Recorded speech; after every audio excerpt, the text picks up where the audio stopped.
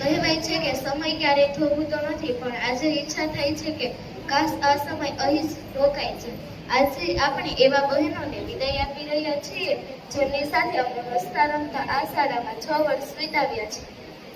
મોટા બહેનો, તમે અમારા માટે માત્ર સિનિયર્સ નહોતા, પણ તમે અમારા પડછાયા હતા. જ્યારે અમે ધોરણ 1માં નવા આવ્યા ત્યારે અમને રસ્તો બતાવનાર તમે હતા. જ્યારે અમને કોઈ દાખલો નહોતો આવડતો ત્યારે મોટા બહેન બનીને સમજાવનાર પણ તમે જ હતા.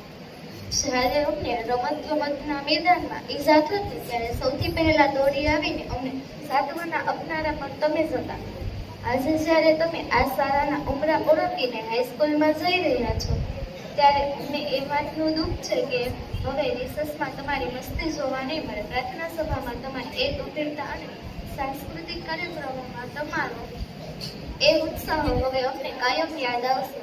તમારી એ હંમેશા હસતો ચહેરો અને દરેક નાની વાતમાં અમને પ્રોત્સાહન આપવાની તમારી એ રીત અમે ક્યારેય નહીં ભૂલીએ. તમારી હાજરીથી આ શાળાના ઓરડાઓ ગુંજતા હતા જે હવે થોડા શાંત થઈ જશે.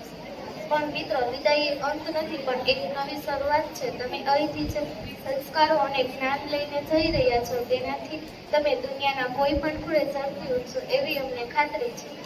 અમે ભગવાનને એટલી જ પ્રાર્થના કરીએ છીએ કે તમે જ્યાં પણ જાઓ ત્યાં સફળતા શિખરો સર કરો, પણ નાનકડી શાળાના તમારા નાના બહેનોને ક્યારેય ભૂલશો નહીં. તમારા ઉજ્જવળ ભવિષ્ય માટે ખૂબ ખૂબ શુભેચ્છાઓ.